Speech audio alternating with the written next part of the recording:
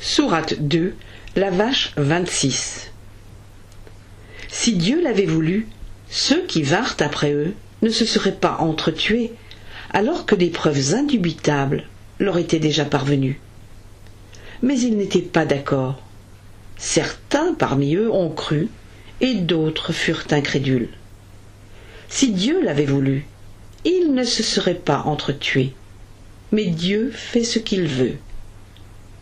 Ô vous qui croyez, dépensez en aumône une partie de ce que nous vous avons accordé, avant la venue d'un jour où ni marchandage, ni amitié, ni intercession ne subsisteront. Les incrédules sont les injustes. Dieu, il n'y a de Dieu que lui, le vivant, celui qui subsiste par lui-même. Ni l'assoupissement ni le sommeil n'ont de prise sur lui. Tout ce qui est dans les cieux et sur la terre lui appartient. Qui intercédera auprès de lui sans sa permission? Il sait ce qui se trouve devant les hommes et derrière eux, alors que ceux-ci n'embrassent de sa science que ce qu'il veut. Son trône s'étend sur les cieux et sur la terre. Leur maintien dans l'existence ne lui est pas une charge. Il est le Très-Haut, l'inaccessible. Pas de contrainte en religion. La voie droite se distingue de l'erreur.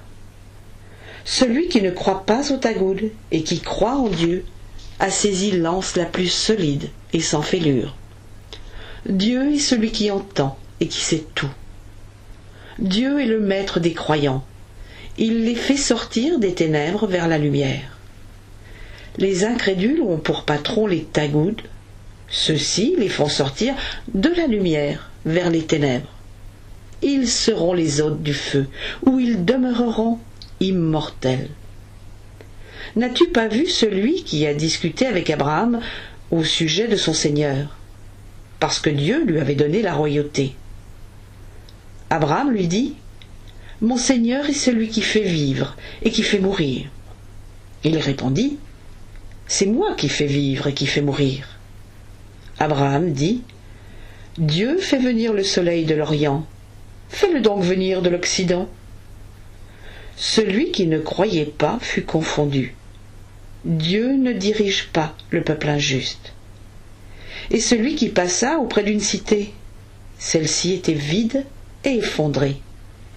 Il dit: « Comment Dieu la fera-t-il revivre après sa mort? » Dieu le fit mourir 100 ans. Il le ressuscita ensuite, puis il lui dit: « Combien de temps es-tu resté là? » Il répondit: « J'y suis resté un jour ou une partie d'un jour. » Dieu dit: « Non, tu y es resté 100 ans. Regarde ta nourriture et ta boisson. Elles ne sont pas gâtées. Regarde ton âne. Nous faisons de toi un signe pour les hommes. Regarde les ossements.